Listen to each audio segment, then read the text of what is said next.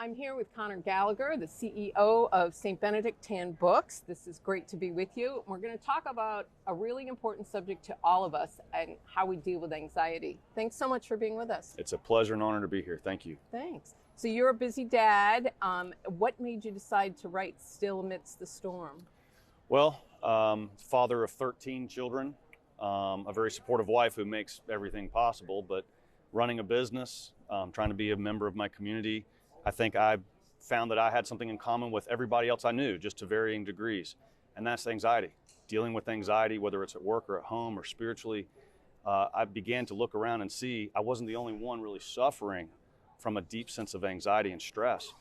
And as I studied the subject, I realized there is a true epidemic in our society.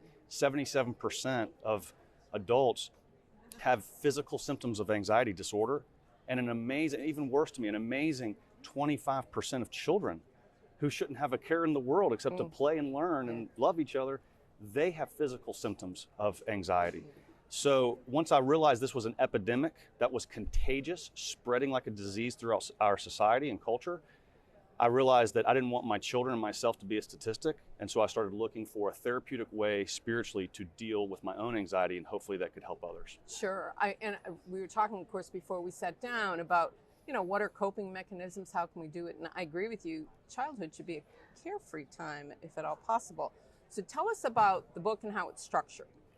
Great. Well, the book has three parts because I realized that for myself, part of the solution to anxiety were three elements of the spiritual life that's present throughout the entire Catholic intellectual tradition.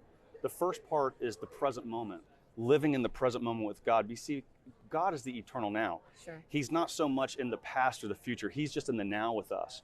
And when I think about, when I dwell on the past, I have resentment. And when I think about the future, I have anxiety and worry about what's going to happen. Am I going to retire? Or are my kids going to get educated? All these things that stress me out. But when I live in the present moment with God, if I'm driving down the street and just try to be with God in the present moment, or if I'm at Mass and I do the same thing, a great sense of peace comes over me. So the first part is living in the present moment.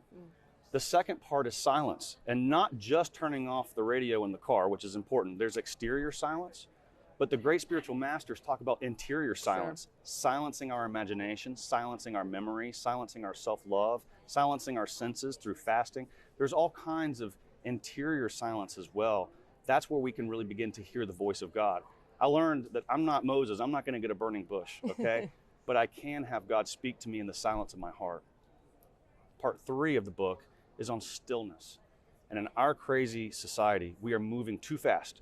Parents are addicted to productivity and efficiency. We want all of our kids to be perfect in every way. And we read all these books on time management. But what we find is that the busier we get, we end up taking on the sin of sloth. The devil uses our busyness to attack us for a spiritual sorrow and sadness for spiritual goods. So stillness, combating all of that busyness in our society, helps us to experience God in the stillness of our heart. Sometimes that means we have to play less sports as a family. Sometimes that means we have to do less things. But if we can become still, then we can have a refreshing appreciation for spiritual goods. Yeah. Folks, if you're trying to do travel soccer and travel baseball, or you want to play golf on Sunday, and you then say, oh, but I have to go to Mass, that's called the sin of sloth. Yeah. That's when you realize that the devil's gotten the best of you there. Yeah. So we need to be still and silent and live in the present moment. I think that's the best way to combat the chaos and the stress and anxiety in the world today. Yeah. I think it's kind of interesting that you tie that ability to kind of turn things off and really interior reflection, because in today's society, we kind of give a badge of honor to the busy you are or how many messages you have on your phone and that kind of thing. So it's almost as if, this evilness makes it an attractive thing to be super busy and come away from that interior life. You're exactly right. I've read so many time management books for life and business because I'm a busy guy, big family, business I'm trying to run. And I've learned that most of those business books have one thing in common. How do you cram more stuff into your day? And I think that is bunk. I think that the answer is to do less and to do less better. Yeah.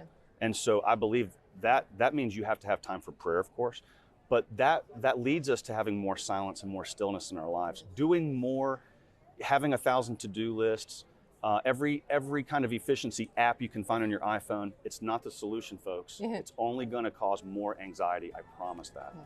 So for anyone looking for a great Advent reflection reading, Still Amidst the Storm from tambooks.com. Now back to the rest of This Is the Day.